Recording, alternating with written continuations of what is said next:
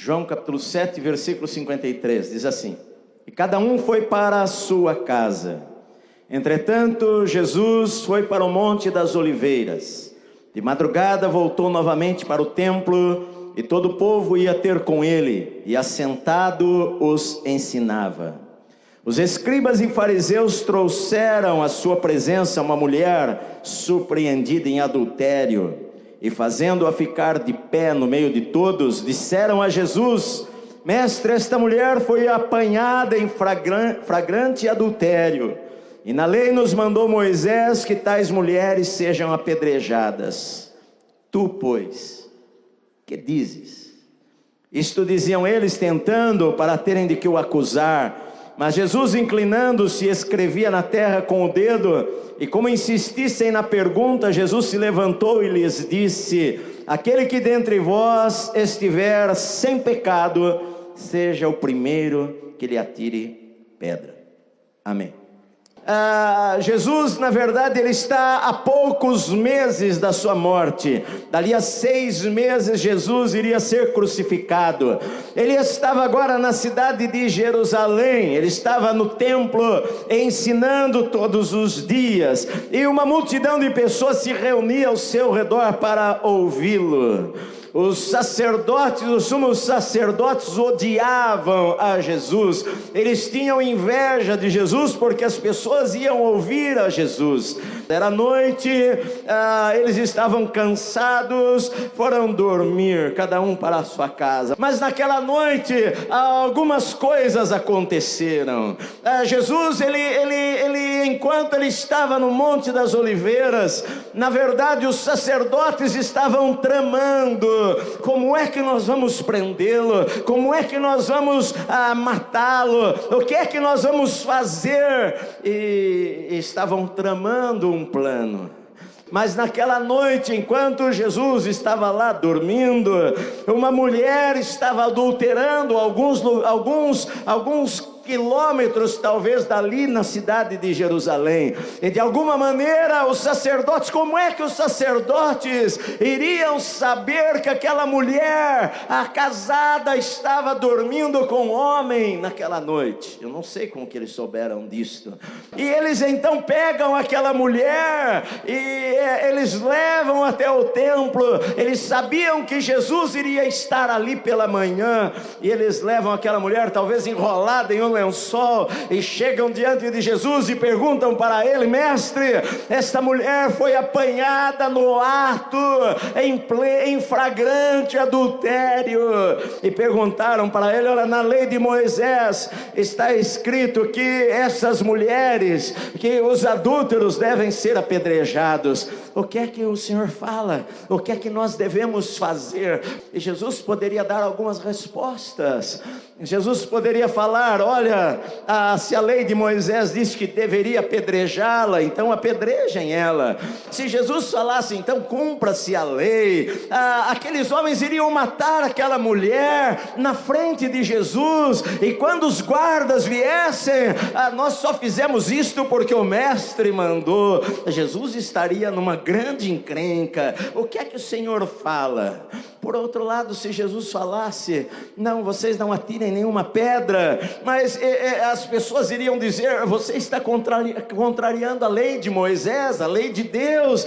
Na lei estava escrito que deveriam apedrejar a mulher. Se Jesus falasse: não apedrejem, eles falaram, mas eles iriam falar: mas Jesus, ele falou várias vezes que ele guardava a lei. Ele falou que a lei não veio, a lei veio para ser obedecida. Ele falou que ele não veio revogar a lei, mas veio cumprir a lei. Então eles pensaram: Jesus não vai ter saída ao falar estas coisas. A Bíblia diz que no meio daquilo que Jesus estava ensinando, ele se abaixa na terra. E a única vez que a Bíblia fala que Jesus escreve alguma coisa, ele se agacha no chão e com o dedo ele começa a escrever na terra. Mas a Bíblia diz que por causa da insistência daquelas pessoas, Jesus se levanta e olha para aquela multidão e fala para eles: se algum de vocês não tem pecado, seja o primeiro a atirar a pedra nela. e novamente se abaixa e começa a escrever, continua escrevendo com o seu dedo na terra. E a Bíblia diz que aquela palavra que Jesus falou era o seguinte: aquela pessoa que não teve desejo de cometer pecado, é isto aí, aquela pessoa que nunca teve desejo de cometer pecado, atire a primeira pedra. Aquela pessoa que nunca pecou, atire a primeira pedra. E a Bíblia então diz que aqueles homens começaram a ficar com a consciência pesada, porque talvez o Espírito Santo começou a trazer na cabeça deles coisas graves que alguns deles fizeram. E a partir dos mais velhos, porque os mais velhos já viveram mais, os mais velhos já viram mais coisas, os mais velhos já cometeram mais erros na vida. Às vezes os mais velhos que se tornam mais tolerantes com os erros dos outros. Os mais velhos às vezes já viram seus sonhos serem frustrados algumas vezes. Os mais velhos às vezes são mais sábios, às vezes aprendem que a vida às vezes é diferente do que eles imaginavam quando eram jovens demais. E a Bíblia diz que a partir dos mais velhos, aqueles homens começaram a soltar as suas pedras, se eles as tinham nas mãos, e começaram a pensar: bom, eu tenho um compromisso, eu tenho que ir embora. Começaram a sair um a um, e de repente o barulho foi diminuindo, as palavras foram desaparecendo, o murmúrio foi sumindo, e Jesus continuando rabiscando o chão. De repente não há mais ninguém, não há barulho de nada, e Jesus levanta a sua cabeça e fica em pé. Aquela mulher talvez envergonhada, com a cabeça baixa, e Jesus fala para ela de uma maneira carinhosa. Jesus usa uma palavra que ele usou para sua mãe 2 vezes: mulher. Não era uma palavra pejorativa, era uma palavra carinhosa. Mulher, onde estão aqueles teus acusadores? Ninguém te acusou, ninguém te condenou. E aquela mulher envergonhada falou: não, Senhor. E Jesus falou para ela: eu também não te condeno, vai, não peques mais. O fato dele perdoar não quer dizer que ele não viu que era um problema aquilo que aquela mulher havia feito. Porque o adultério, a Bíblia condena o adultério, porque adultério destrói famílias, destrói vidas de pessoas, destrói casamentos, destrói filhos. Enfim, o pecado sempre traz consequências, o pecado sempre traz tristeza, traz vazio, rouba a paz, rouba a alegria. O pecado divide, o pecado separa a pessoa de Deus, separa a pessoa do seu cônjuge. Enfim, o pecado é uma coisa ruim. Jesus, ele não aprovou o pecado. Jesus falou: olha, vai e não peques mais, não faça mais isto, porque isto que você fez é uma coisa muito ruim e vai destruir a sua vida. Quando Deus fala para nós não fazermos alguma coisa, é porque Ele sabe que aquilo vai destruir a nossa vida.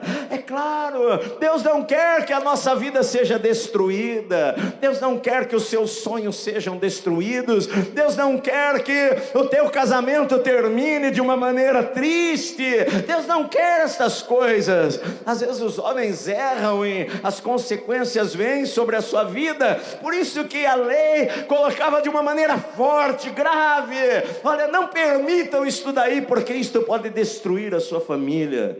A hipocrisia das pessoas, o dedo que aponta para os outros, o dedo que julga as outras pessoas.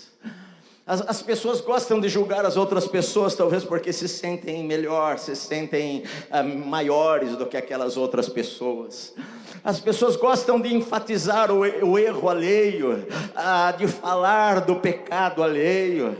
Às vezes as pessoas chegam dentro da igreja, e a igreja, que era para ser um lugar diferente dos outros lugares, às vezes as pessoas acusam.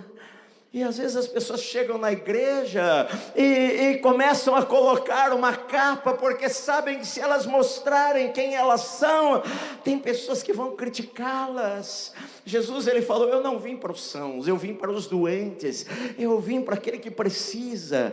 Na verdade, todos nós precisamos. O que o Senhor falou foi: quem que nunca cometeu um erro, atire a pedra. Se você nunca errou, porque às vezes na nossa cabeça o erro do outro sempre é mais grave do que o nosso erro.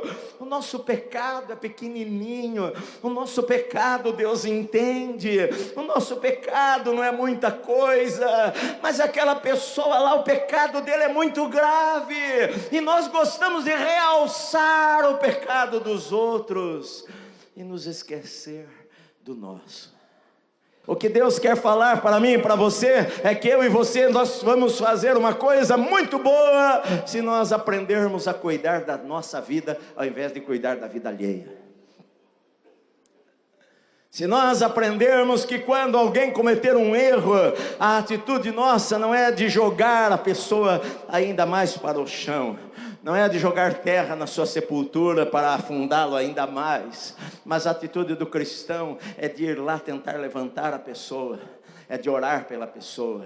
A Bíblia diz: você que é espiritual, se você sabe de alguém que está cometendo um erro, você que é espiritual, vá lá e corrija em um espírito de brandura, de amor. Qual que era a intenção? A intenção destas pessoas, a intenção dos líderes não era curar nada, não era restaurar nada, não era abençoar ninguém. A intenção era condenar, a intenção era apontar o dedo, a intenção era destruir, era matar. Mas eu e você, nós somos cristãos e nós não temos estas coisas em nossa vida.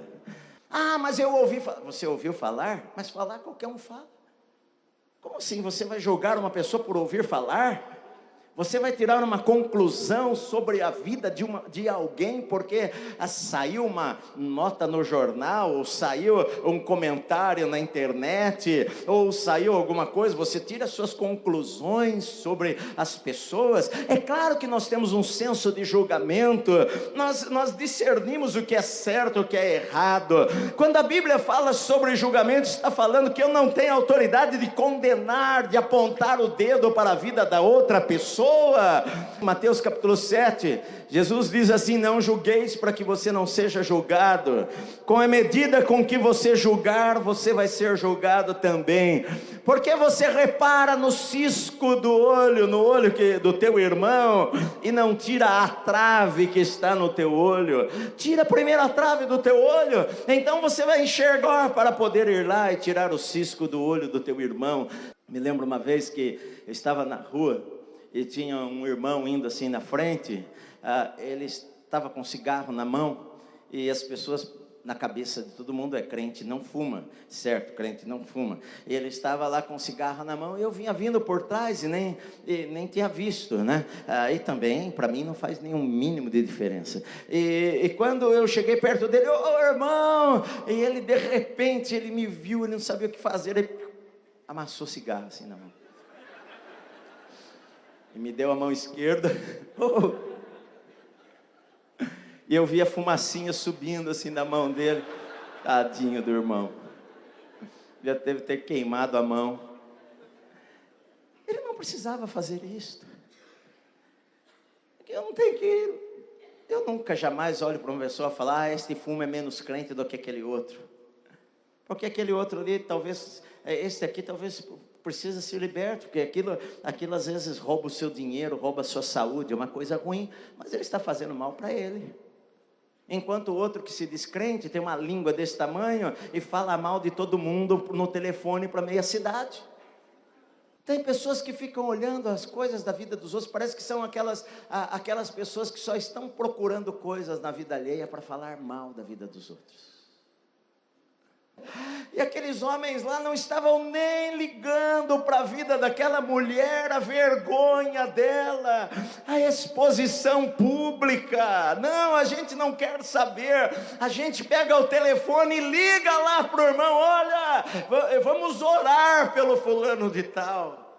Você está sabendo Ele traiu a mulher dele, está um bafafá lá na casa dele, querido. Mas eu estou falando para você, para a gente orar. Eu acredito na tua oração. Querido, você não acredita na tua oração? Por que você não ora e fica de bico calado com relação às outras pessoas e cuida da sua própria vida? E ora por ele. Então, há pessoas maldosas que tramavam coisas para pegar a Jesus em alguma área. Elas não tinham temor de Deus, tinham uma religião apenas.